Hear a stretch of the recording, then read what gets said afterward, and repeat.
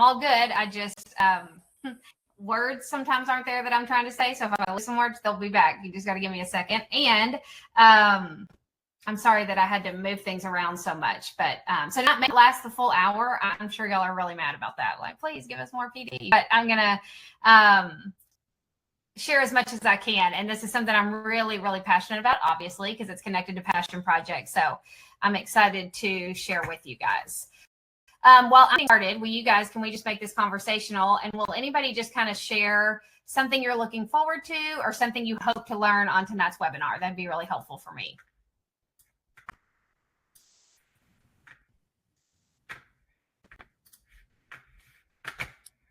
I'll go first. Thank you. Yes. I'm always looking forward to hear all of your little bits of wisdom, your little nuggets. I look forward to these every year. And I'm starting to launch my Genius Hour tomorrow. So this is coming at a good time.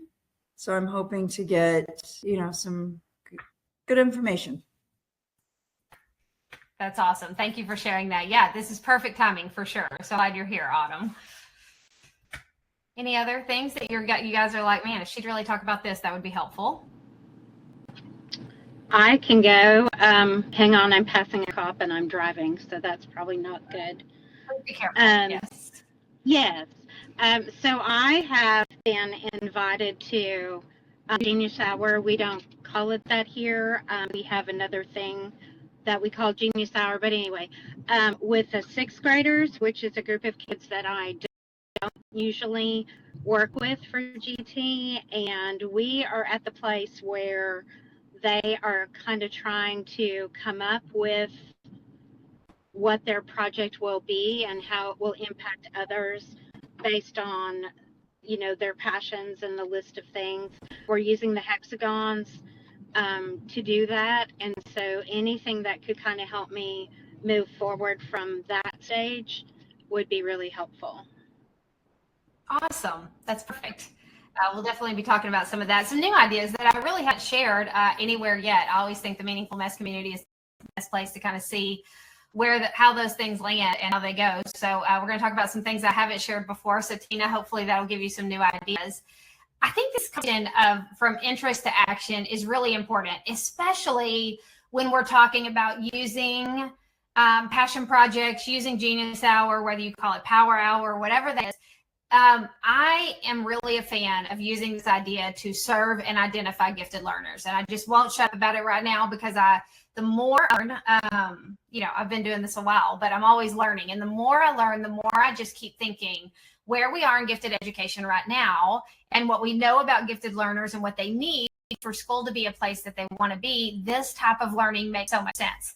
But I think what we have to remember is that if we're using it to serve gifted learners, if we're using it in a general education classroom to identify interests, to identify gifts and talents, as a kind of talent development strategy, any of those, we have to be really intentional in the way that we're doing it. It can't just be, we're doing Genius Hour, everybody's doing something they're interested in, and we're kind of checking that box. We want to make sure that the pieces are that will make this make sense. And so that's kind of the perspective that I want to talk about this evening is what are those puzzle pieces? And if you heard my podcast episode today, this is very closely connected to that. If you haven't, I dropped a new episode today about these are the same pieces that I think make a quality gifted services program. These pieces I think can be really valuable. So that being said, I just kind of want to know from you guys, what are some things you already know about Genius Hour? If you had to tell me something like, okay, this is what we're already doing, or something we already know, what would that be?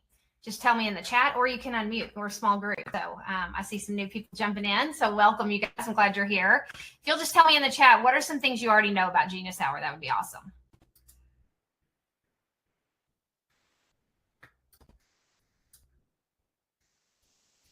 Oh, look at Carrie. She dropped that episode in there. Perfect. You guys can go check that out when you get time.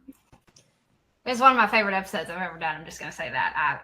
I'm very excited about the topic. So, right now in my school corporation, there's a really big push for STEM. And so we are undergoing the steps of teaching kids the design thinking process. And so yes. Genius Hour and that design thinking process really go hand in hand. And so it's just kind of a nice marriage of the two. They really do, Amy. I asked me about a couple of those things. Most people ask about the STEM connection. Can we do Genius Hour through a STEM lens? And my answer is always like, who's going to say no? The Genius Hour police, like, they're not a thing. So you can do whatever you want. And so, yes, I think that makes so much sense to connect with STEM and design thinking. When I worked at the service center, here we go, we did a lot of work around design thinking. And I always thought how nicely those things pair together. And I think with some intentionality, they can even go hand in hand with the 6 P's of Genius Hour. So I love that. Thank you for sharing. What else? What are some other things that you guys know or that you're already doing with Genius Hour?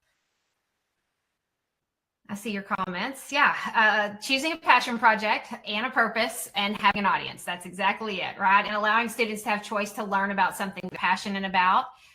Rebecca says she's all new to this. So she's like a sponge, and I love that. And afraid to start because you want to do it correctly. Well, they're correct. So there's some good news. I always say it's always going to be messy. I was in a district Monday. I had someone in that district, and we were, I was specifically there. It's always nice to get invited by an admin to convince the staff to do Genius Hour, because there's no like having to convince somebody to give anybody permission. And it was amazing. And they're doing such good work there. And we had such good conversation around this type of learning and the benefits that it has. But they were saying the same thing, Rebecca, like, we just don't want to do it wrong. And it's so important to say there is no wrong. It really is this opportunity to learn by doing and to learn from the mistakes. It's just this beautiful opportunity to do all of those things. So thank you for saying that. Any other thoughts? I find it to be probably the most powerful thing I've done with students. Oh gosh, Tamara, me and you both. Yeah, like what they gain, because there's so much wrapped into this opportunity in terms of the self-reliance, the solving, the determination to find their own way through something. It's real world-ish, and because it's so connected to their own passion and identity, for a lot of the students, it becomes something that they continue year after year. Yep. So true. In fact, I can't remember what conversation it was, but I was having a conversation. I did some Genius Hour coaching today with some teachers in New Jersey. And we were talking about just that, this Genius Hour process is something that they'll be able to use for the rest of their lives. And so I think that really plays into, I'm so glad you said that, because that really plays into this idea of passion projects that stick. I have gone through this 6 P's of Genius Hour process with students in the classroom, right? Elementary learners, middle school, secondary. I have also done this with college students who are trying to figure out, what is it that I want to do? Who is it that I want to be? I've also gone through the 6 P's of Genius Hour process with a lady who was getting ready to retire, and she was trying to figure out her second act. And she just thought, gosh, leaning to a project might help me figure that out. And so I think it's really important that we understand, first of all, that this process is not just about having a framework that we use in the classroom. And I think so much of what we do in education is that just the vocabulary doesn't work beyond the walls of the classroom, things like peer-to-peer versus thought partnership. Even the fact that we say things like real world instead of this is what it looks like beyond the classroom. School is their real world. And Genius Hour is something that they can do beyond the walls of the classroom. And I think that's really important that we consider and that we explain to anybody who will listen, that we explain that to administration, that we explain that to families, that we explain that to the learners themselves. This is not just a framework that you'll use in class, but this is something that you can use well beyond the walls of the classroom and in your, for your entire life. And they may not buy that at first, but I think as they see the process in action, they'll get there. Okay, I know a lot of you have seen these, but just in case you haven't, these are the 6 P's of Genius Hour. For me, this is the process I talk about most.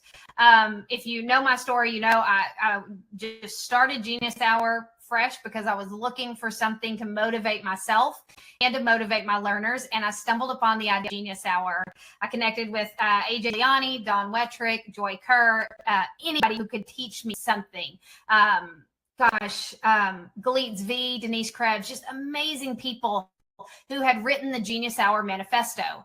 And so as I started connecting with them and learning about what this looked like, I just couldn't help but think, I think this is a bigger deal than, I don't know why this isn't a bigger conversation.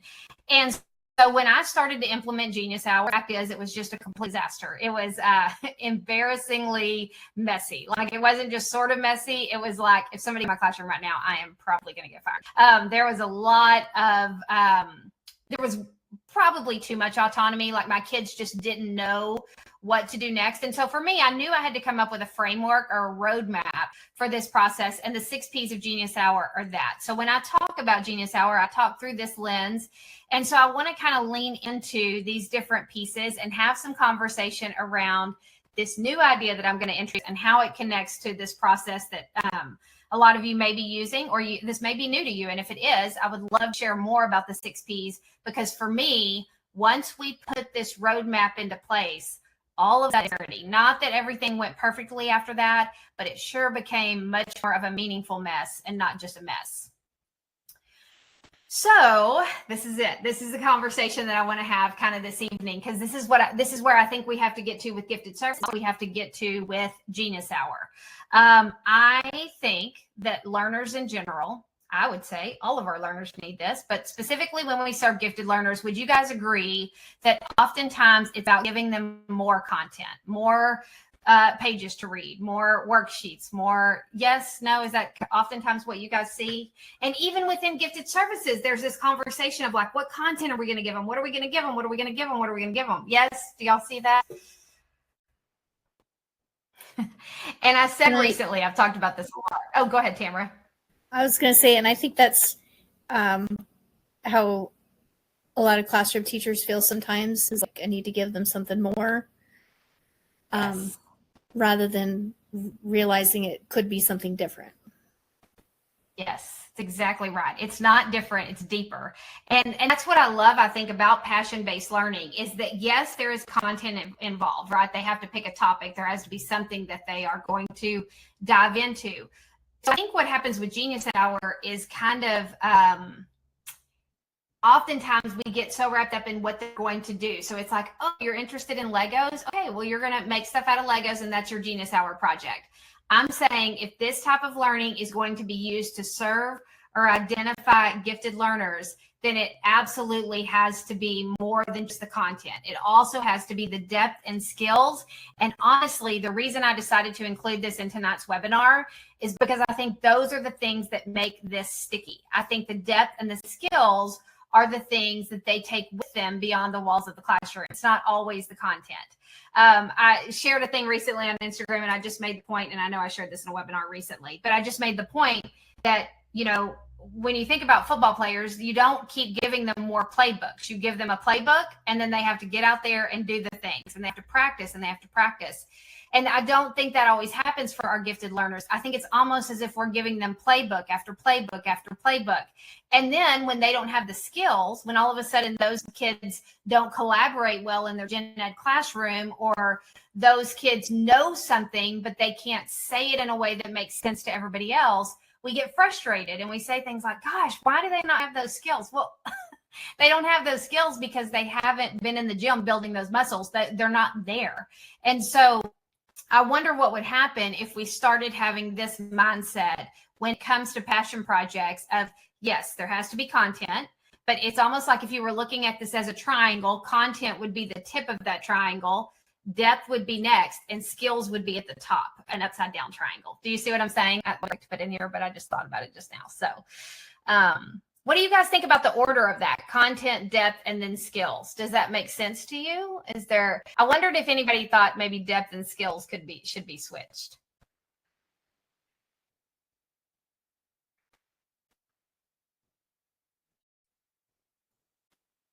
I think the reason that I really leaned towards skills being the most is because skills is about taking what you know and doing something with it. And I think this is also about the order we do it. We introduce the content, then we provide a little depth, and there has to be that transfer of knowledge and that opportunity. Does that make sense in y'all's heads? Like, are you getting to see that? Okay, Paula says they have to have skills to go into depth. I think sometimes I absolutely see that. Okay, so let me just kind of break this down for you how I see it. I think of the content as being the what in a passion project. So this would be their passion and purpose. So if we're thinking about the 6 P's, content connects most to their passion and purpose. What is it that they're doing? I kind of think content almost fits within the entire first 3 pieces. Their passion, purpose, their plan, and their pitch. That is when they are doing a lot with content. Now, the reality is, through all of those pieces, the hope is that they're building skills and that's woven in there.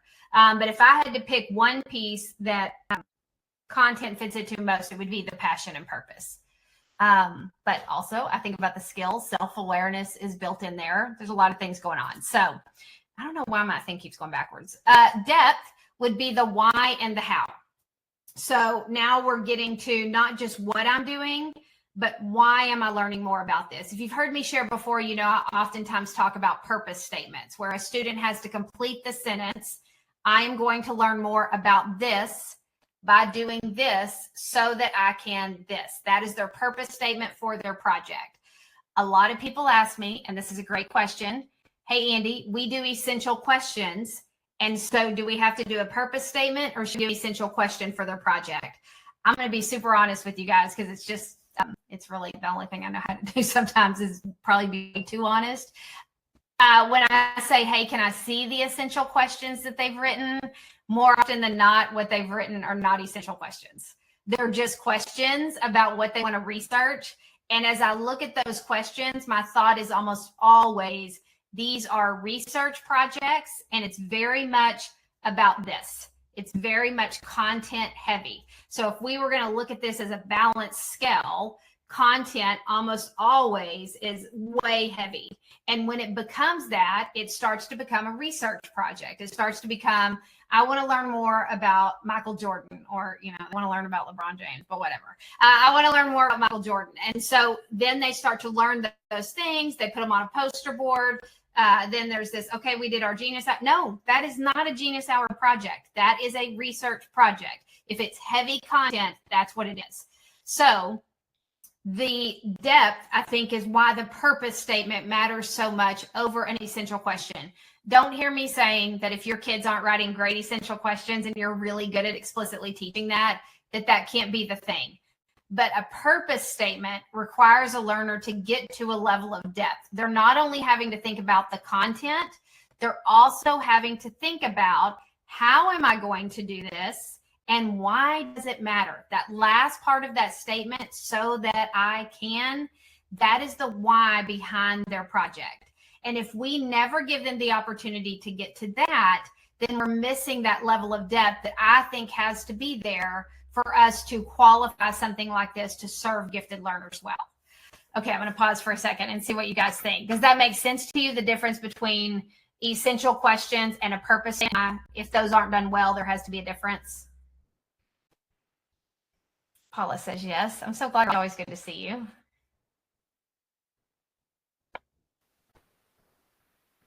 Perfect. I find those essential questions a challenging aspect for the kids because they're not used to being the generator. They're used to being the question answerer.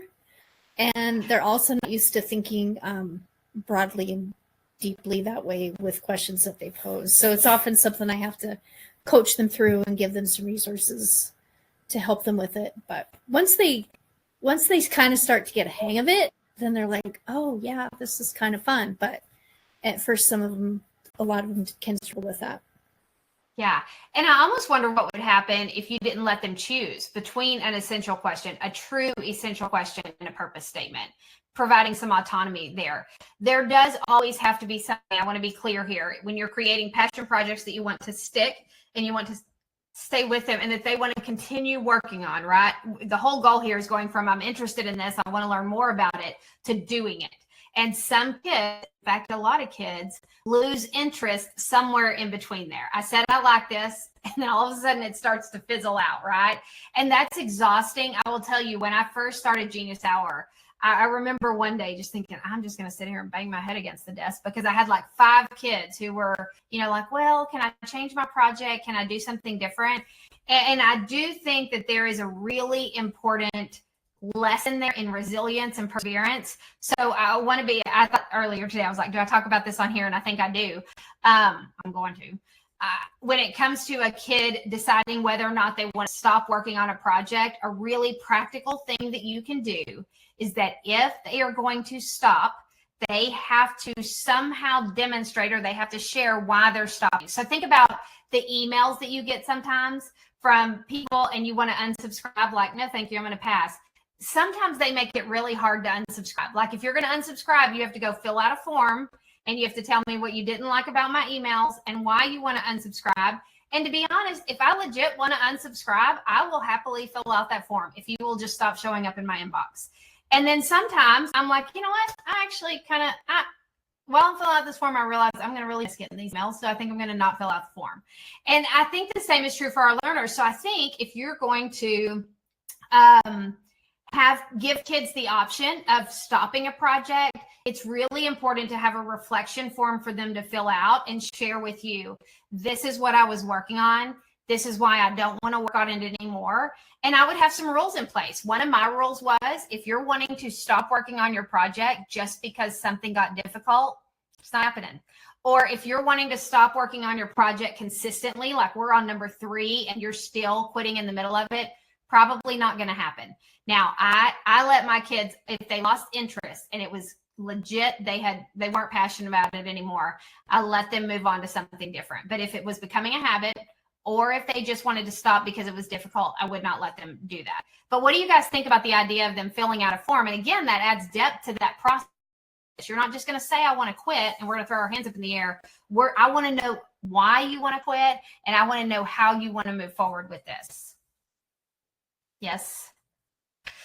Okay, Kim says, what is the best way to coach students in writing or purpose? You feel like you're pulling teeth and take it one step at a time. So isn't there a quote about how you eat an elephant one bite at a time or whatever? It's really weird, but it's a thing. I feel like, I hope it is. But I think that's exactly how you have to do a purpose statement. You have to take it one at a time. In fact, one of the pieces of advice I gave some teachers today was watch the video Cane's Arcade and have your students write Cane's purpose statement first. So they're looking from the outside in at a project. They see Cane's passion and purpose, his plan, his pitch, his project, product, presentation. Now let's write Cane's purpose statement together. And as they write Cane's purpose statement, they're experiencing it looking cool. And so when they go to write the purpose statement, that skill is already there before they have to get too deep into their own project. Kim, does that make sense? Okay. Hopefully it does. All right. So moving right along, we've got content, depth, and then the skills. And this is the doing and the becoming. And I love that vocabulary. The doing, right? We need more of that right now in education. I say it 100 times. I don't know if anybody believes me, but with artificial intelligence coming onto scene, I have a sneaky suspicion that we are going to get to a place in education where in order to know if a kid knows something, you're going to have to see them do it.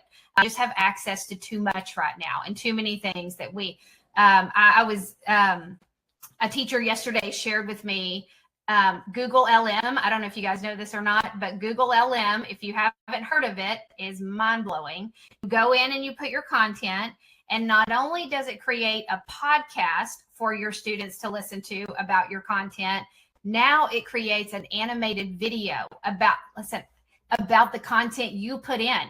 It creates an animated video about the content you put in. This is not already created. It is creating it around your content instantly. One more thing I'll tell you about this. We're definitely off-roading, but you need to know this. Google LM, your kids can also interrupt the podcast and say, hey, I don't understand what you're talking about, but I understand basketball. Could you talk about this side from the perspective of basketball?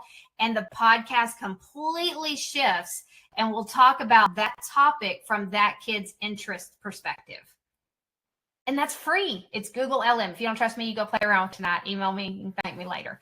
It is a game changer in education. And the more teachers learn about it, the more it's going to change everything. The teacher that showed me yesterday, he had put all of his content in, and he had not only created a podcast, but he had created a video, and Google LM was grading all of the assignments he had put in. So definitely something to write down. Okay. Well, I didn't plan on talking about that tonight. There you My husband used it to create a podcast about, he teaches chemistry at the community college.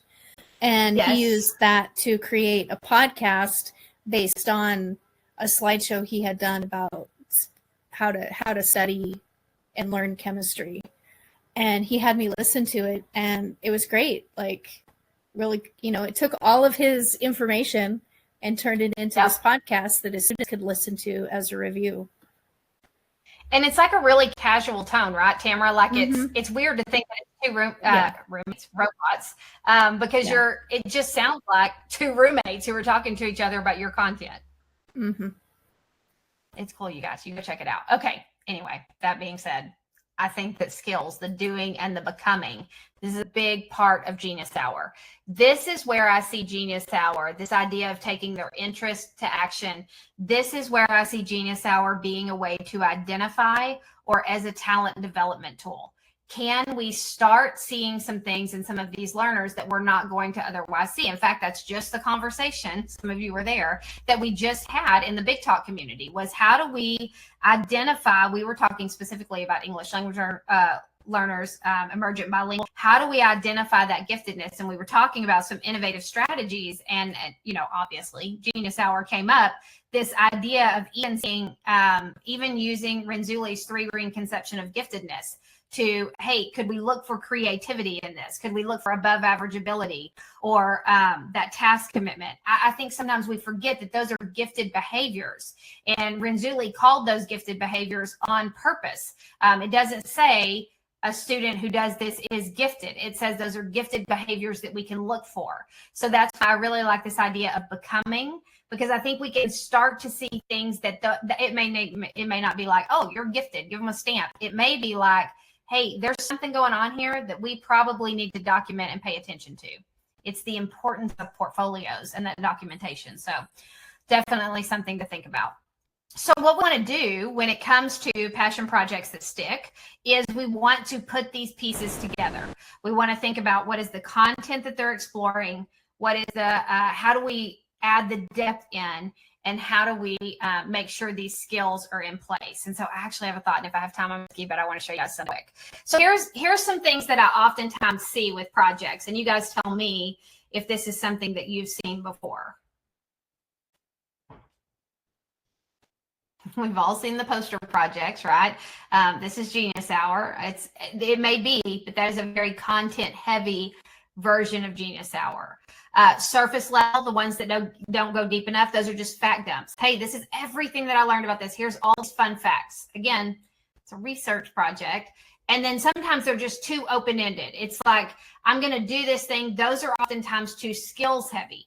So if they're content heavy, they turn into poster projects sometimes. If they're not deep enough, they can turn into a fact dump. And if they're too skills heavy, then it becomes there's no direction. It's too open-ended. Just tell me, give me a little feedback here. Have you seen that be the case in some of the projects? And anyone want to share a particular project that you've seen happen that way?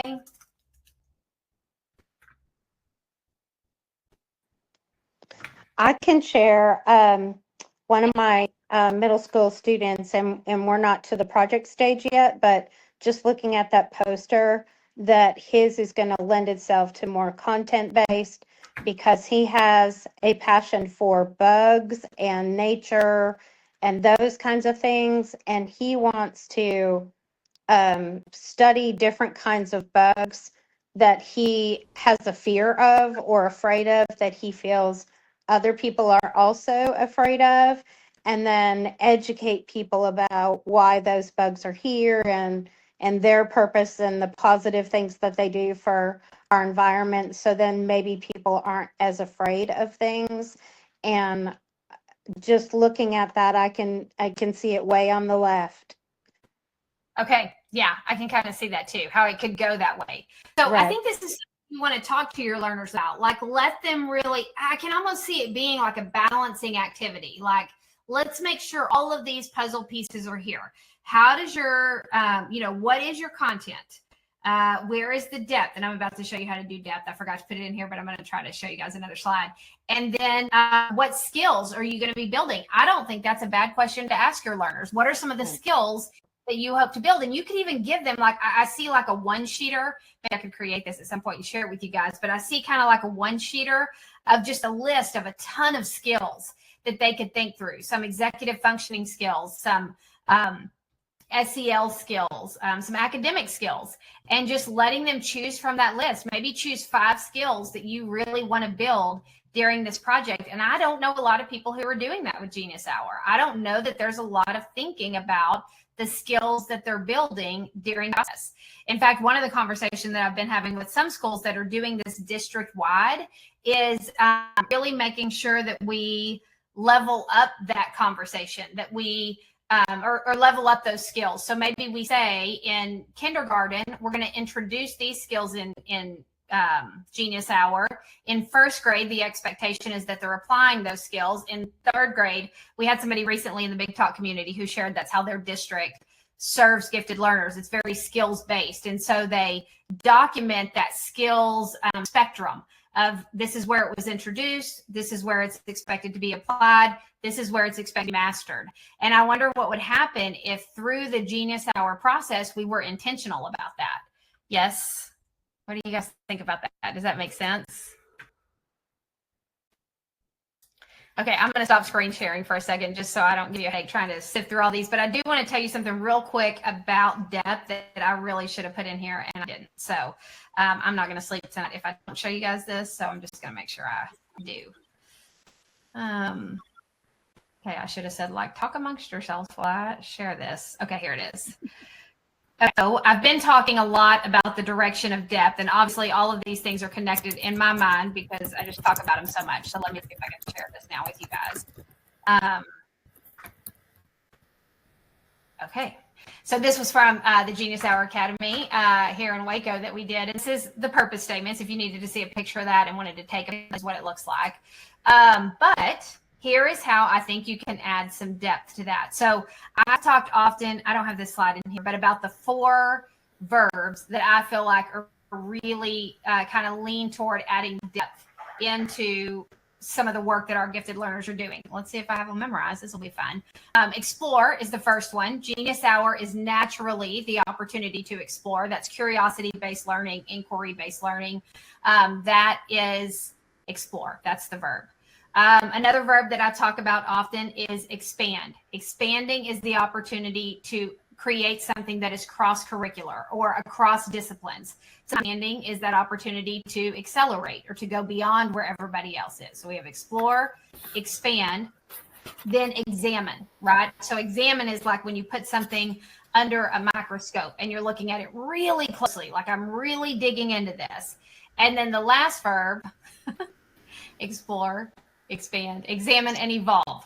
I got to say it fast while it's still there. Evolve. And that is where we are taking prior knowledge, so something they already know, and we're giving them an opportunity to build on that. So if you could picture this, unfortunately, I don't have the picture up here, but it's just 4 arrows, right? And you've got explore that goes up, expand goes this direction, examine goes down, and evolve goes up this way. Okay, so when we think about that as far as it looking in a Genius Hour project, these are some examples. I want to show you some purpose statements that explicitly have depth in them. So I'm going to give you a second to read this, and then I'll show you kind of what that looks like as far as weaving in the depth.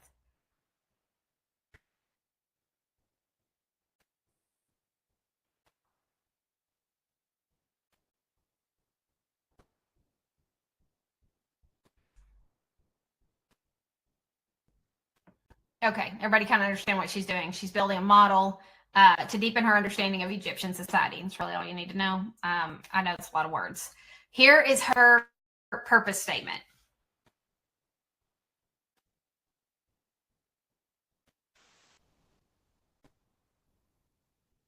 Okay, if I wouldn't have highlighted in pink, I would have asked you to like, hey, where's the evidence of depth? But apparently I thought it was a good idea at the time to highlight in pink. So the evidence of depth is that she had to legit use one of the words, expand, examine, evolve. Like she had to pick one of those. And for her, the one that made the most sense was expanding her knowledge. She's taking what she already knows.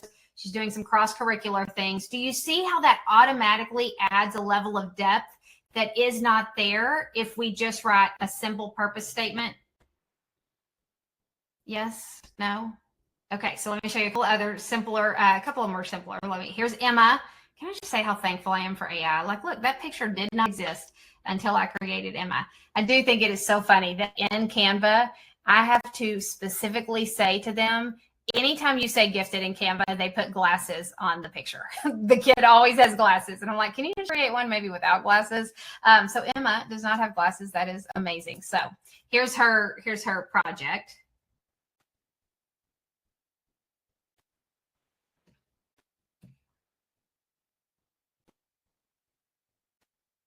So she's building a water purifier. This is really by doing, she's building something as well, getting really deep into the physics of solar panels and how sunlight can be converted into energy. Here is her purpose statement.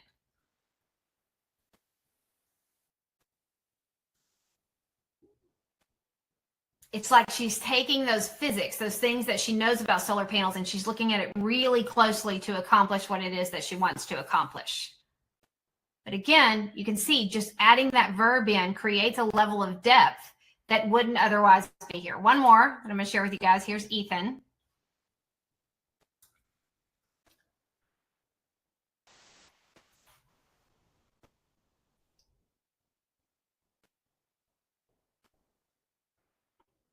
So he is going to be designing his dream skateboarding park using some geometry that he already knows. So he's taking ideas about geometry and he's going to be converting it into something else. And so you can probably guess what verb that is. Here's his purpose statement.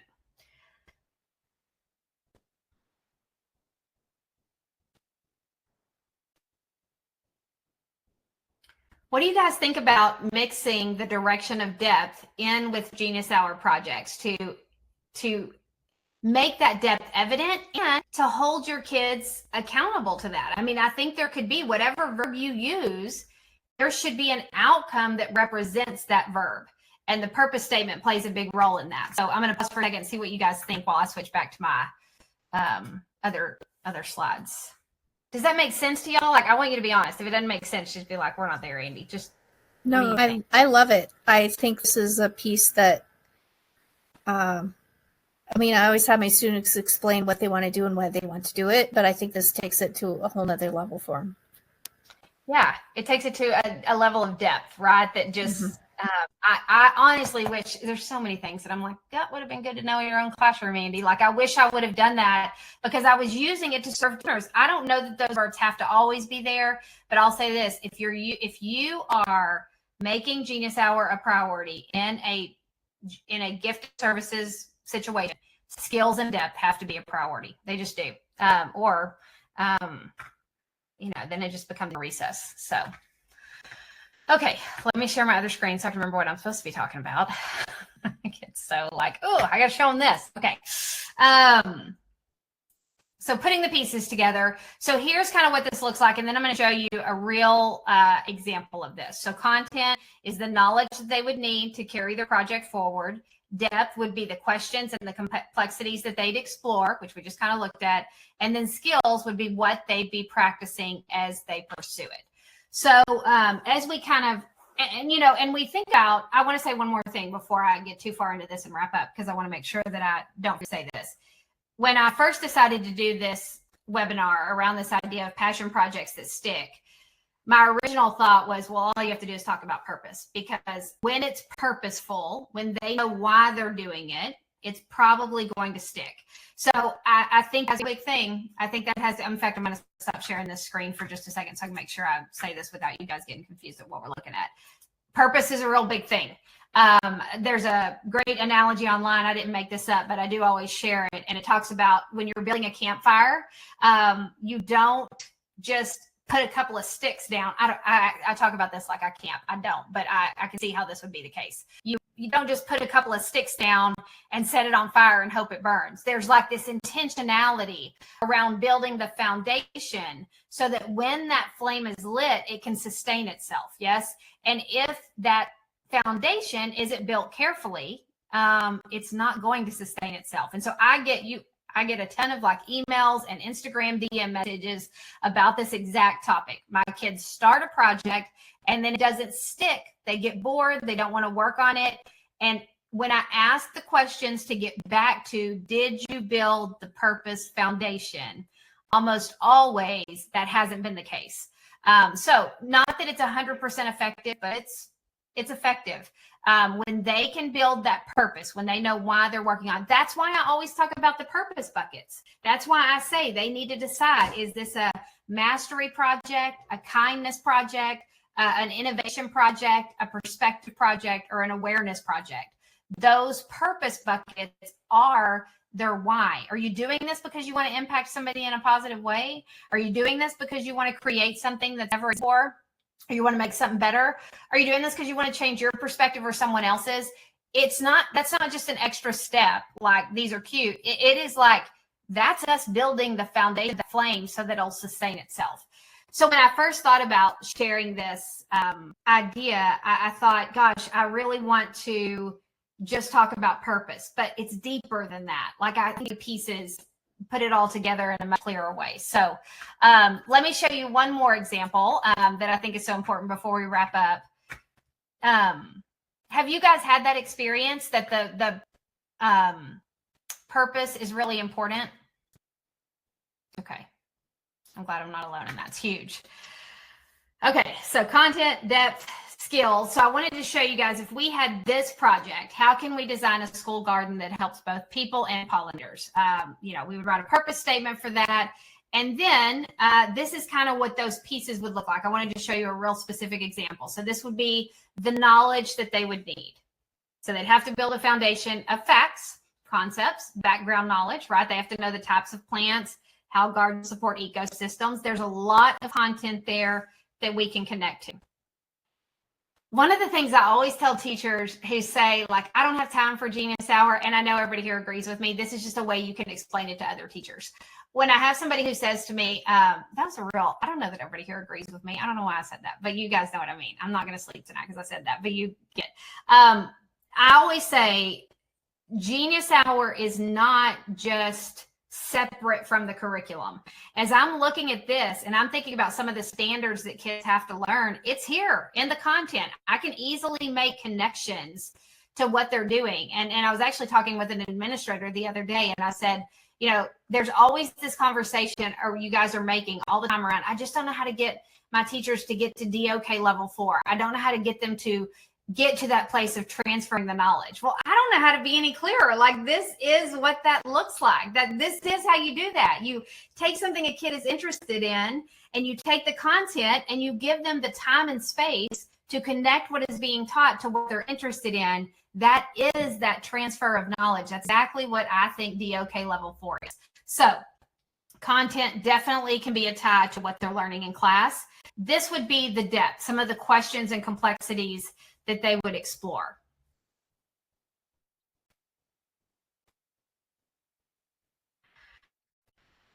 This is also where you could, one of the verbs is right there in front of us, explore. You could also weave some of those other verbs in here. I have no doubt that if we took the time to do it, we go through each one of these questions and really explore, examine, evolve, or expand. That would be fairly easy for us to do. And then here are the skills. And looky there, there's the word transferable.